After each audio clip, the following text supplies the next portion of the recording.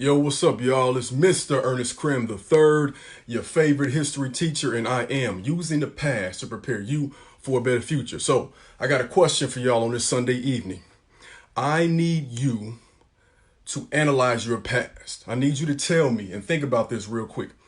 What's one thing from your past week that you learned that you will use to make this week better? All right. Some self-reflection, self-assessment, analyzing your own history. What's one thing you learned about yourself from this past week that you will use to make this week better? All right. I know it's Thanksgiving week, but I still want y'all to be focused on what's ahead. And here's why I'm asking this question. Every year, October, November comes around as an educator, and I get extremely stressed out.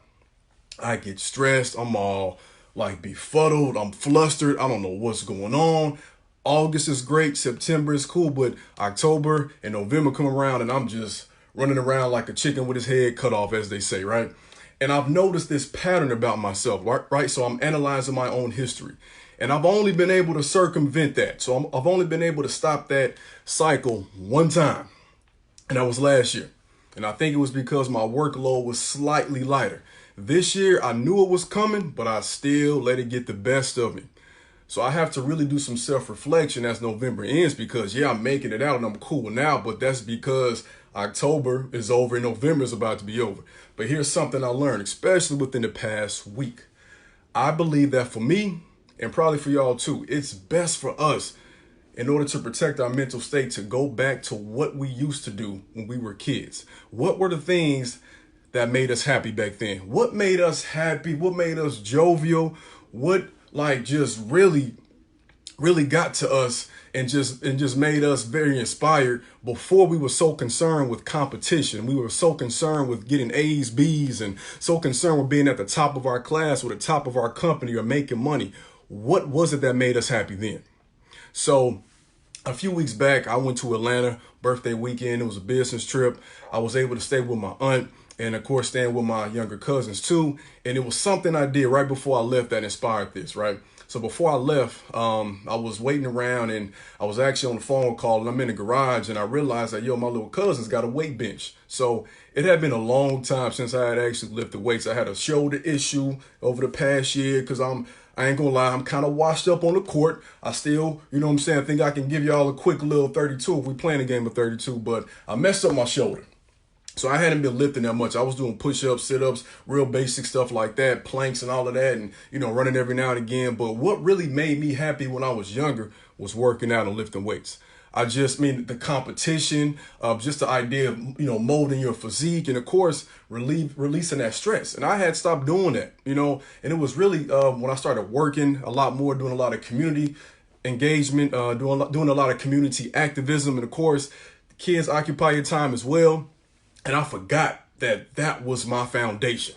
So I worked out a little bit on that Monday and I was like, I gotta start doing this again because through that process, I felt better. I felt relieved and I was pushing that stress off every time I lifted it up. So I told myself when I got back to town that I was going to commit myself to working out, strength training, bench pressing at least 3 times a week. And I'm like, I don't have any excuse. All I have to do is literally go downstairs after work.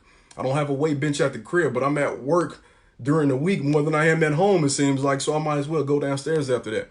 And that's what I did, So that was something that really got to me during that past week. And I learned from it. And I'm thinking like, for me to make my future better, right? I have to continue to learn from my past. The same way we learn about all these people in the textbooks, we have to analyze our own history, analyze our own selves, y'all, self-assess. So to me, that's going to make the rest of my year better.